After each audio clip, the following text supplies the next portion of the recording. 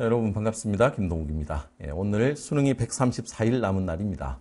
이번 시간에는 짧게 앞으로 국어 공부를 무엇을 어떻게 해야 될 것인지에 대해서 말씀을 좀 드려볼게요. 자, 일단 여기 보세요. 국어란 과목은 5가지를 하면 됩니다.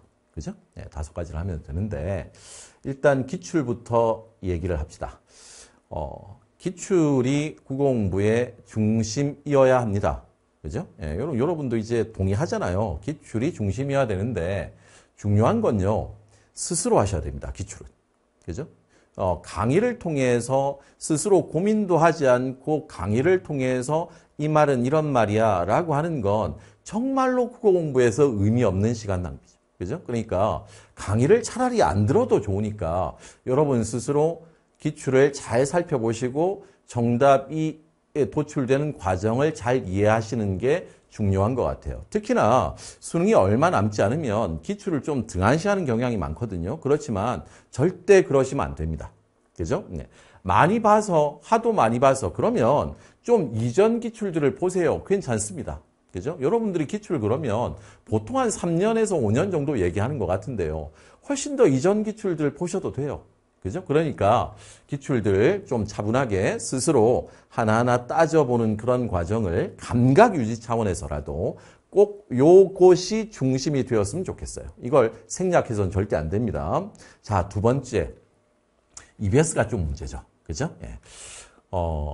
문학은 뭐 여러분들 선생님이 여러 번 말씀드렸어요. EBS 문학 다시 한번 간단하게 요약하면 현대시나 고전시가는 지문 이해를 정확하게 하셔야 됩니다. 그렇다고 해서 너무 꼼꼼하게 할 필요는 없죠. 마치 내신 준비할 것처럼 그렇게 공부할 필요는 없습니다. 왜냐하면 이번 유평에서 반영된 문학 작품의 문제들을 한번 보세요.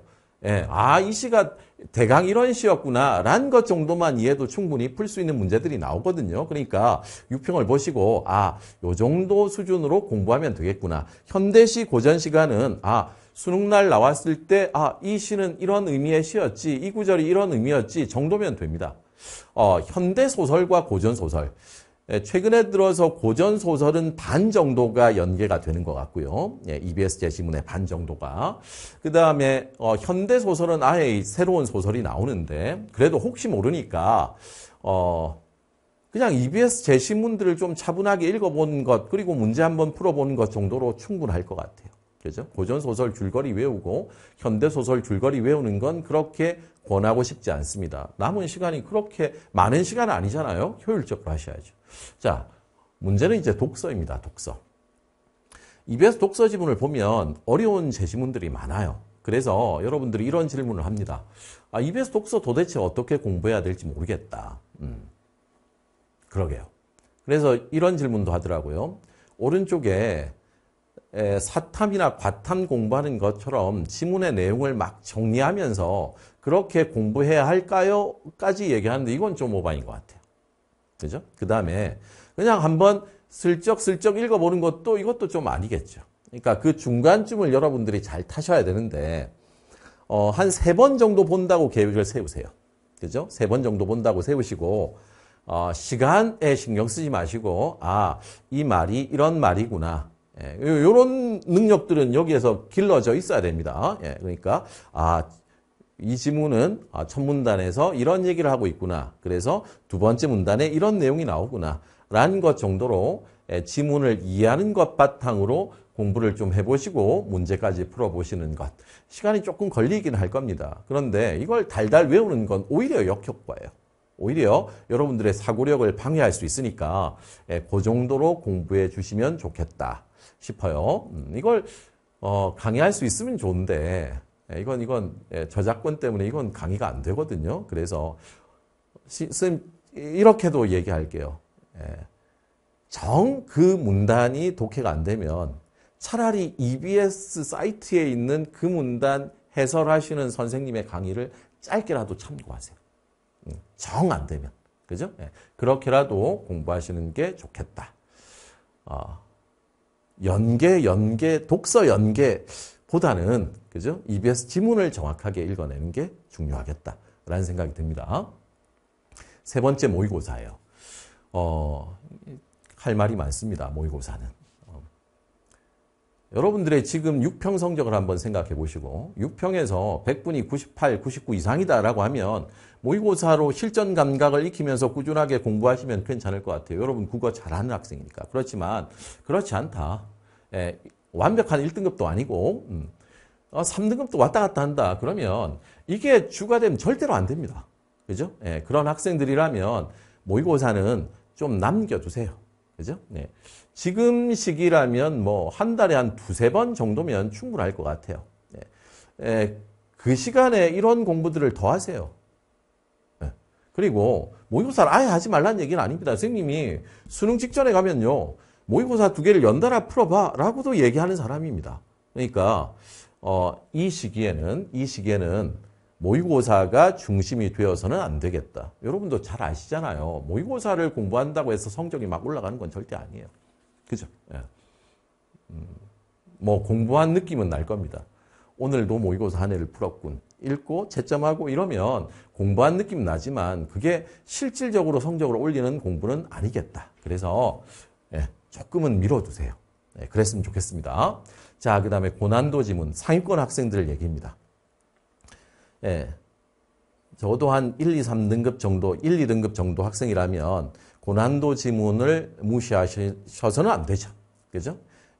리트 지문, 이런 것들. 쌤 교재에 있는 일취월에 있는 독서 지문, 이런 지문들 공부를 좀 하시는 게 좋을 것 같아요. 왜냐하면 이게 어려우니까 뭐 기출보다는 훨씬 더 어렵겠죠. 그러니까 오히려 실력 향상에 도움을 줄 수 있습니다.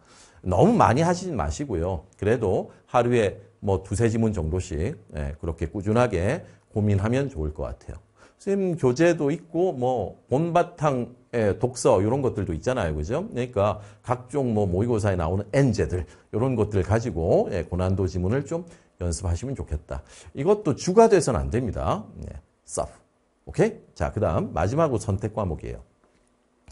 6평이 끝나고 나서 언메런이란 말이 이제 나오기 시작하더라고요.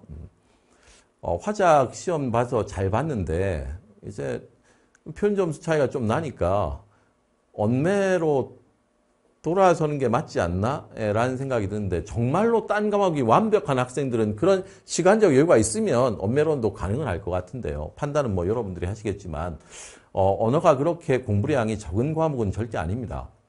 사회문화 한 과목 정도의 양 혹은 조금 더인 과목이라고 생각하거든요. 선생님이 사회문화를 정확하게 알지는 못하지만 학생들 얘기를 들어보면 그래서 선생님은 뭐 여러분에게 이렇게 제안하고 싶어요. 이젠 바꾸지 마라 라고 얘기하고 싶습니다.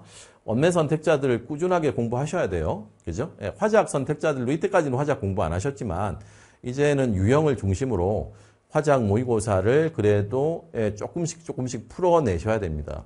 그래서 시간을 좀 정확하게 빨리 풀면서도 틀린 문제 없도록 그렇게 공부를 해야 되는 게 선택 과목이죠. 그런 것들을 좀 참고해 주시면 좋겠습니다. 자, 그 다음에 요건 뭐 여러분 잘 아시는 내용이겠지만 6평 성적표가 나왔잖아요. 한 과목이 되게 취약한 과목이 있을지 모릅니다. 그런 과목은 이때 할 수는 없어요. 9평까지 하세요. 물론 성적이 상대적으로 잘난 과목을 아예 손 놓으면 안 됩니다. 조금 줄이더라도 점수가 좀 덜 나온 과목들의 시간을 좀 많이 쓰세요. 그렇지만 요게 하고 싶은 말은 이거예요. 9평이 끝나서는요. 9평 이후에는 절대로 한 과목에 치중하면 좋은 결과가 나오지 않습니다. 그러니까 9평까지는 취약 과목이 없게 만드는 게 중요하겠다.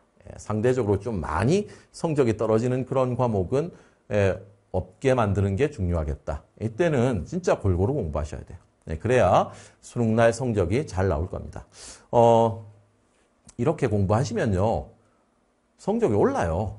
물론 뭐 떨어질 수도 있겠죠. 그렇지만 왜 수시가 중요했던 학생들이 이제 본격적으로 지금부터 수능을 공부하는 그런 학생들도 있잖아요. 그런데 그런 학생들 이 넉 달 반 기간 동안에 성적 향상 많이 되는 학생들도 제법 봤습니다. 그러니까 나머지 기간들 소중하다는 건 다 아시잖아요. 그러니까 꾸준하게 열심히도 중요하지만 꾸준하게 성적 공부를 하시면 성적 향상은 반드시 있을 겁니다. 그리고 선생님의 이제 하반기 커리큘럼, 간단하게 오른쪽 거하고 어떻게 연결되는지에 대해서 간단하게 말씀드리겠습니다. 짧게 말씀드리겠습니다. 일단 1치월장 클래스. 1클과 치클은 완강이 돼 있고요. 1클, 치클까지만 잘 따라와도 어느 정도 6평의 성적이 잘 나오셨을 거라고 믿습니다. 잘 따라왔다면. 월클은요. 독서는 1클과 치클의 연장선상이라고 생각하시면 될 겁니다. 새로운 지문, 좀 어려웠던 기출 중심으로 수업을 합니다. 그 다음에 문학은 수능 특강에 나왔던 문학 작품들을 바탕으로 문학은 구성했어요. 모의고사가 3번 포함되어 있습니다. 바탕 모의고사가 9평 전에 3번이 포함되어 있습니다. 장클은 파이널 수업이라고 생각하시면 돼요. 그러니까 수업이 4주이고 모의고사가 5주입니다. 이 수업은 주로 올해 6평, 9평, 작년 수능 정도를 가지고 분석을 해보고 이렇게 접근해야 된다라는 것을 얘기하는 그런 강의가 될 겁니다. 파이널 강의라고 생각하시면 돼요. 모의고사도 뭐 5번이나 있으니까요. 자, 리셋 국어 지금 뭐 강의하고 있는데요. 아직 완강은 안 됐지만 하도 시간 부족 현상을 호소하는 학생들이 너무도 많아서 올해 리셋 국어는 시간 부족을 어떻게 하면 줄일 수 있을까에 포커스를 맞추고 강의하고 있습니다.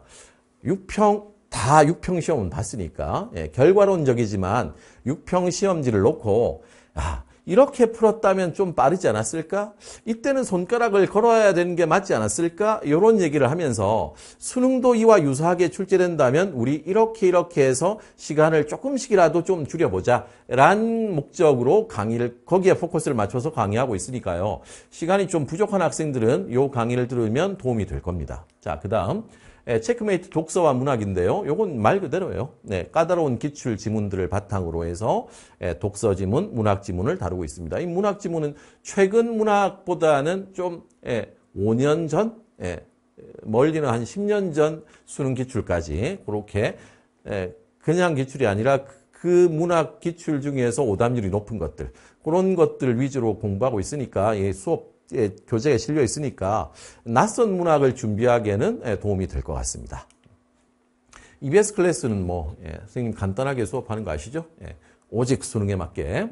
그래서 수능 완성편도 8월 달에 길지 않을 거예요. 이것도 작년에 한 6강인가 정도에서 끝냈던 것 같은데 수능에 출제될 만한 것 중심으로 문학 작품 위주로 그렇게 수업을 8월 달에 하겠습니다. 파이널로 언매 파이널.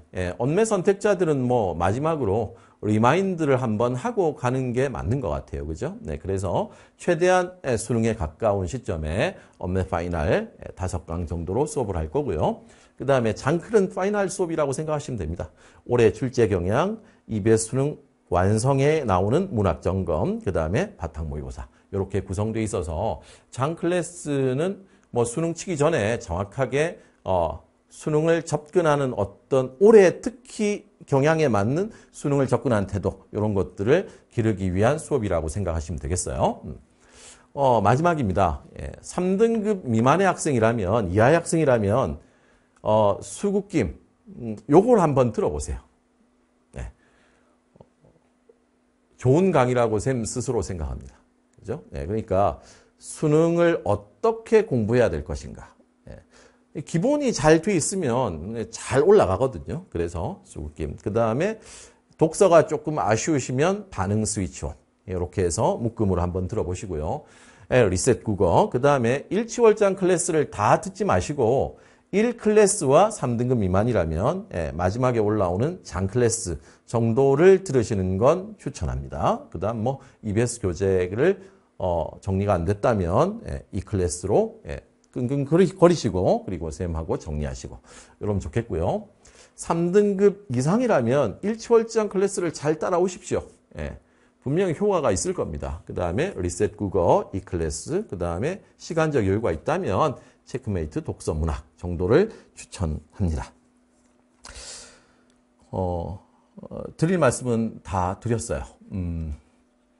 여러분 수능 점수가요. 수능날 결정되지 않습니다. 수능날 결정되지 않습니다. 언제 결정되느냐? 매 순간의 지금이 여러분들의 수능 점수를 결정하는 것이죠. 그죠? 134일, 어찌 보면 얼마 안 남은 것 같고, 어찌 보면 되게 많이 남은 것 같은 시간입니다. 그러니까, 매 순간 좀 힘들죠. 수험생활 쌤도 뭐 안 해봤겠어요. 힘듭니다. 힘든 거 아는데 날씨도 요즘 많이 덥죠. 짜증도 나고 긴장도 좀 될 거고 앞으로 그럴 텐데 완벽할 수는 없어요. 완벽할 수 없지만 내가 조금 모자랐다면 그건 또 그때 일이고 지금 선생님이 카톡 프사에 나오는 밑에 글이 딱 하나예요. 지금. 그죠? 지금. 그 매 순간에 지금에 조금 더 충실하시면 수능날 성적 잘 나올 겁니다. 마지막까지 힘들겠지만 매 순간에 지금의 최선을 다하시면 좋을 것 같아요. 끝까지 잘 들어주셔서 대단히 고맙습니다. 이상입니다.